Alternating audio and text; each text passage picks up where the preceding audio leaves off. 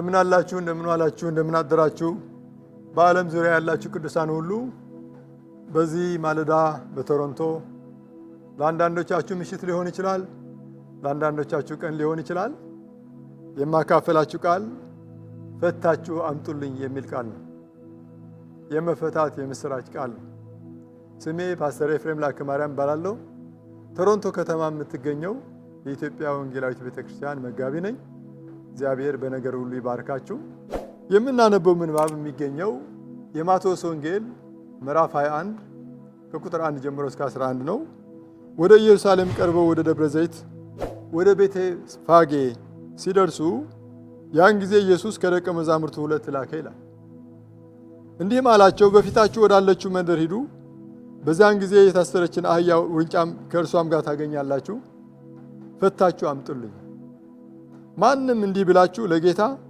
ያስፈልጉታል በሉ ወዲያውም ይሰዳቸዋል ለጽዮን ልጅ እነሆ ንጉሥሽ የዋህ ሆኖ በአህያ ላይና በአህያይቱ ግልገል በውርንጫይቱ ላይ ተቀምጦ ወደ አንቺ ይመጣል በሏት ተብሎ በነቢዩ የተጻፈው ይፈጸም ዘንድ ሆነ ብሎ ይናገራል ስለዚህ ወገኖች ሆይ ይሄ ቃል በጣም የሚያስገርም ቃል ነው በኪሩቤል ላይ የሚቀመጠው ፍጹም አምላክ ነገር ግን ፍጹም ሰው ሆኖ በመገኘቱ በመካከለኛው ምስራቅ ከአንድ ቦታ ወደ አንድ ቦታ አህያ ላይ ተቀምጦ እንደሚጓዙ የሚታወቅ ስለሆነ ኢየሱስ ክርስቶስም ደግሞ በዛው በእስራኤል ባህል በአህያ ተቀምጦ ወደ ኢየሩሳሌም ለመግባት የታሰረች አህያ ታገኛላችሁ በዛ በፊታችሁ ያለችው መንደር ሂዱና የታሰረች አህያ ታገኛላችሁ ፍቷትና አምጡልኝ ለምን የሚላችሁ ሰው ከተገኘ ደግሞ ለጌታ ታስፈልገዋለች በሉ ብሎ ላካቸው ደቀ መዛሙርቱም ሄደው ደግሞ ጌታ እንዳዘዛቸው አደረጉ ይላል ይሄ መልእክት በዋናኛነት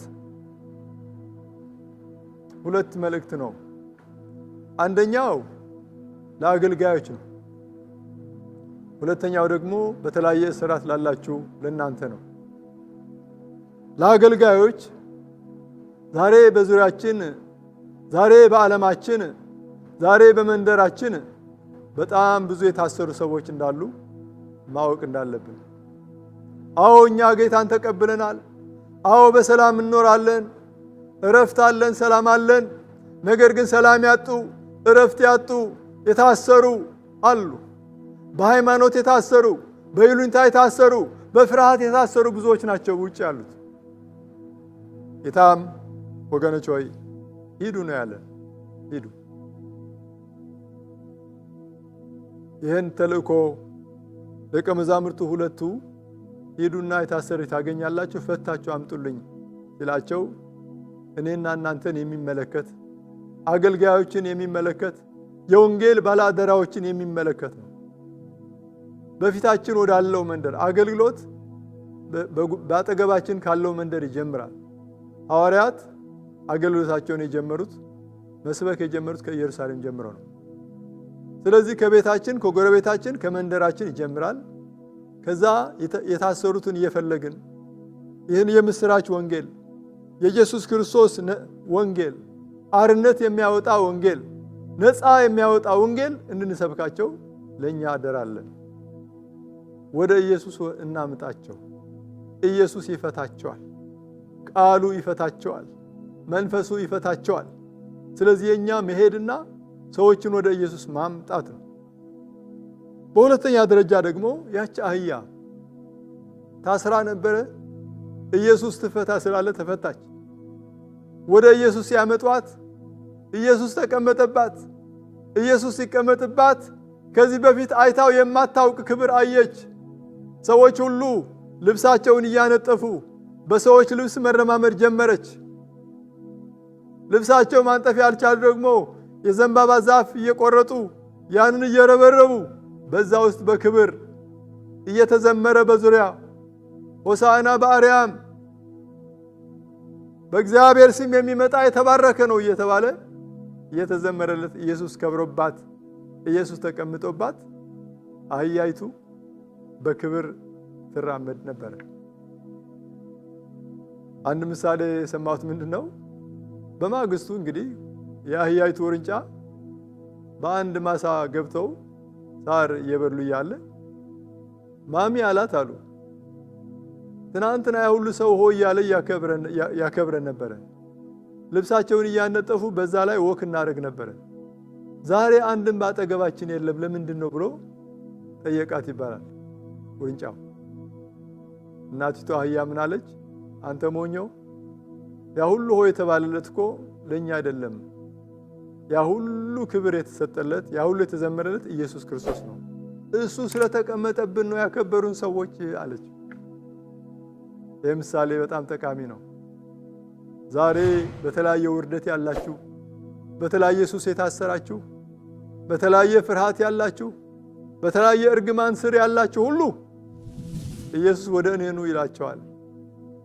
እናንተ ቀንበር የከበደባችሁ፣ ሸክም የከበደባችሁ ወደ እኔ ኑ እኔም አሳርፋችኋለሁ ይላል።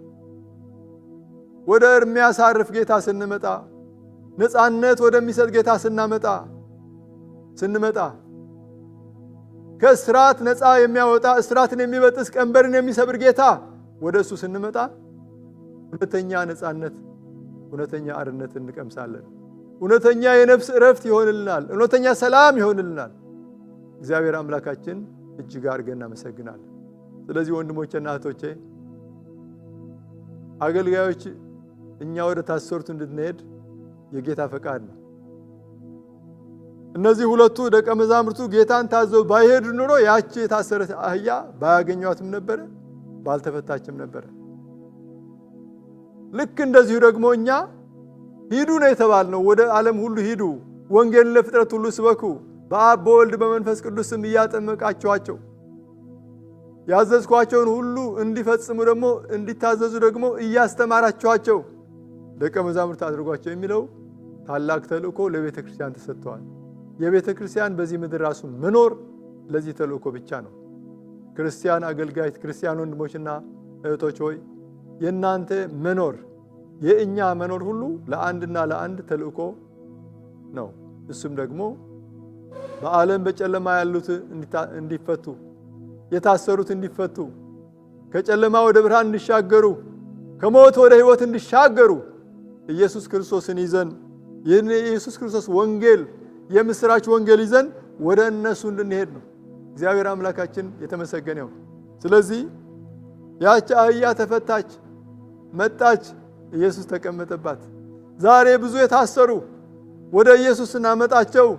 እሱ በልባቸው ዙፋን ሲቀመጥ እውነተኛ ነፃነት፣ እውነተኛ አርነት፣ እውነተኛ ክብር፣ እውነተኛ ሞገስ፣ እውነተኛ እረፍት፣ እውነተኛ ሰላም ያገኛሉ። መሄድ ግን የኔና እናንተ ኃላፊነት ነው። ሁለቱ ሂዱ አላቸው። የታሰረች ታገኛላችሁ አላቸው። ስንሄድ ስንወጣ ጌታን ታምነን ብዙ የታሰሩት እናገኛለን። ወገኖች ሆይ ማን ነው የሚደርስላቸው? እኔና እናንተ ነው የምንደርስላቸው። የታሰረችን ታገኛላችሁ፣ ፈታችሁ ወደ እኔ አምጡልኝ። ለምን የሚል ሰው ቢገኝ እንኳ ለጌታ ታስፈልገዋለች በሉ ተባሉ። ለጌታ የሚያስፈልጉ ብዙ ሰዎች አሉ።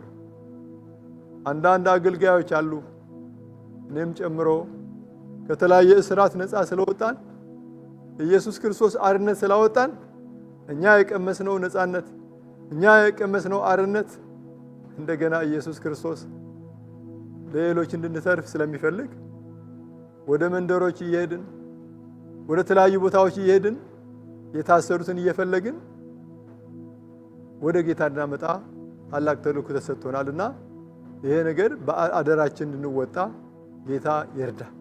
እናንተም ሰዎች ወንጌል ስትሰሙ ወገኖች ሆይ ለኢየሩሳሌም የመጎብኘት ወራት ብታውቅ ይኖረው ብሎ ጌታ እንዳለቀሰላት ይናገራል።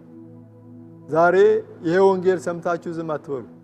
ኢየሱስ ክርስቶስን እንደ ግል አዳኛችሁ አድርጋችሁ እንድትቀበሉ አደራላችኋለሁ። ዮሐንስ ወንጌል ምዕራፍ 1 ቁጥር 11 ላይ ለተቀበሉትና በስሙ ለሚያምኑ የእግዚአብሔር ልጆች ሆኑ ዘንድ ስልጣን ሰጣቸው፣ መብት ሰጣቸው ይላል። ጌታን ስንቀበልና በስሙ ስናምን የእግዚአብሔር ልጅነት መብት እናገኛለን። ክርስትና ማለት የእግዚአብሔር ልጅ መሆን ማለት ነው። ተባረኩ።